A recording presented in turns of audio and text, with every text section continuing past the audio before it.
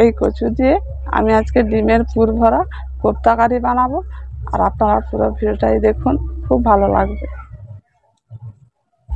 এই কচুগুলো আমাদের বাড়ির বাগানের কচু, একেবারে টাটকা কচু। এই কচুগুলোকে আমি শুধু খোসা ছাড়িয়ে গোটা গোটা রেখেছি। এই গোটা গোটা ছোট ছোট একটু কচু তো, তাই আমি গোটাই রেখেছি। এখন কচুটা কাটা হয়ে গেল, এবার আমি ধুয়ে নেব। এর মধ্যে আমি আলু দেব, তাই আলুটা কেটে নিয়েছি, আর কচু আলু একসঙ্গে ধুয়ে নিয়েছি। এখন কচু আলু সিদ্ধ করার জন্য জলটা দিয়ে দিচ্ছি।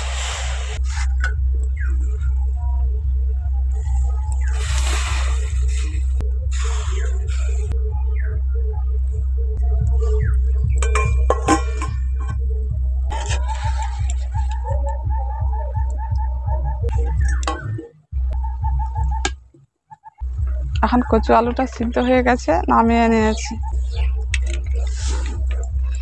এখন কচু আলুটা কত সুন্দর সিদ্ধ হয়ে গেছে দেখুন। গরম কড়ার মধ্যে তেলটা দিয়ে দিয়েছি। এখন তেলের মধ্যে ডিমটা ভেঙে দিয়ে দিয়েছি। ডিমের পুরটা বানাবো। পরিমাণ মতো লবণটা দিয়ে দিচ্ছি, অল্প হলুদের গুঁড়ো, গোলমরিচ গুঁড়ো, কাঁচা লঙ্কা কুচি, পেঁয়াজ কুচি। এখন ডিমটাকে ভালো করে ভেজে কুচি কুচি করে নেব।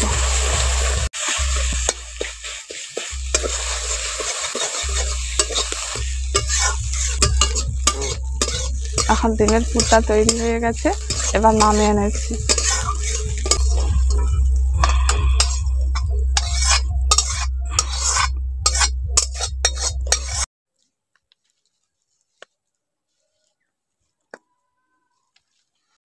এখন কচু আলুটা ঠান্ডা হয়ে গেছে, একটু ভালো করে মেখে নিচ্ছি।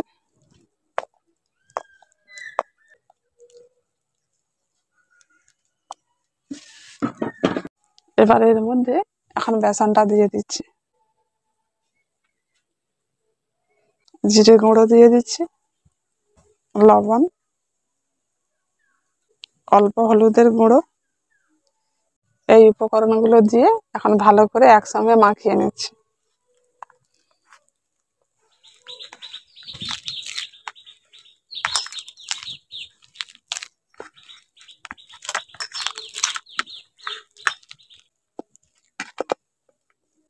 এই যে আমার মাখাটা হয়ে গেল। এখন হাতে অল্প করে তেল মেখে এখন কোপ্তাগুলো বানিয়ে নেব। অল্প করে একটু কেটে নিয়েছি। প্রথমে খুলির মতো তৈরি করে নেব। এর মধ্যে এখন ডিমের পুরটা দিয়ে দিচ্ছি।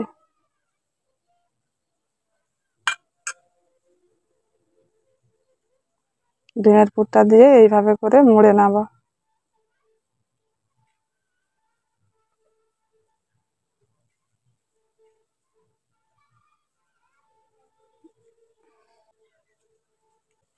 আমার একটি কোপ্তা তৈরি হয়ে গেল। এইভাবে করে সব কোপ্তাগুলো বানিয়ে নেব।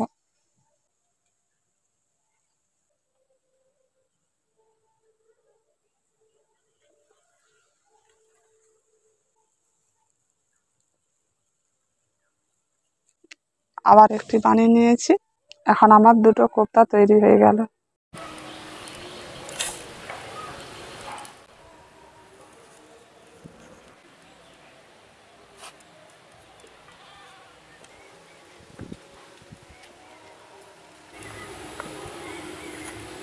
এখন সব কোপ্তাগুলো বানিয়ে নিয়েছি, এগুলোকে এখন ভেজে নেব।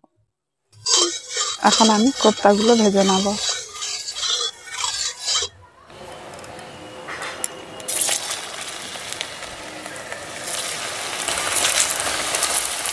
কোপ্তাগুলোকে উলট পালট করে ভালো করে ভেজে নেব।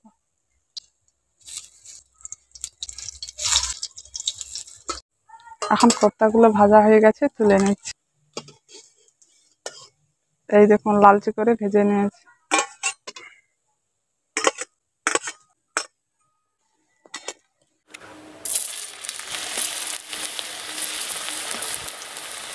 এগুলোও ভাজা হয়ে গেছে, তুলে নিচ্ছি।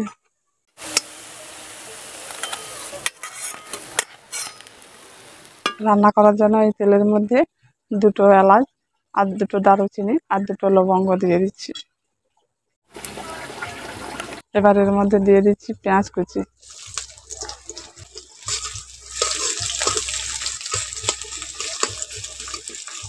এখন পেঁয়াজটা হাফ ভাজা হয়ে গেছে। আদা রসুন বাটাটা দিয়ে দিচ্ছি। আদাটা দিয়েছি তেলটা যাতে না ছিটকায়, তার জন্য আমি হাফ চামচ হলুদ গুঁড়ো দিয়ে দিচ্ছি। এখন আদা রসুন পেঁয়াজটা একসঙ্গে ভালো করে একটু কষে নিচ্ছি। এর মধ্যে একটু অল্প করে জল দিয়ে দিচ্ছি।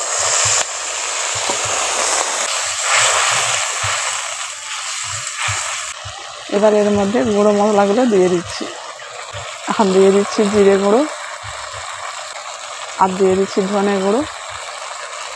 ঝালের জন্য লঙ্কা গুঁড়ো দিয়ে দিচ্ছি, পরিমাণ মতো লবণ, হাফ চামচ কাশ্মীরি।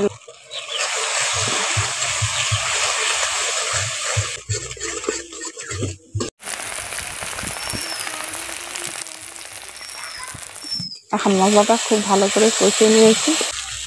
এবার পরিমাণ মতো জলটা দিয়ে দিচ্ছি।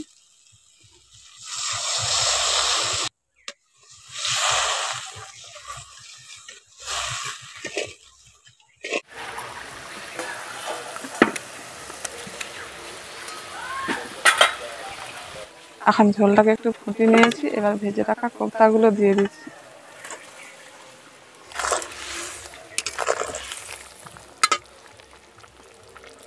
কোপ্তাগুলোকে বেশি ফোটানোর দরকার নেই, 1 মিনিট ফোটালেই হবে।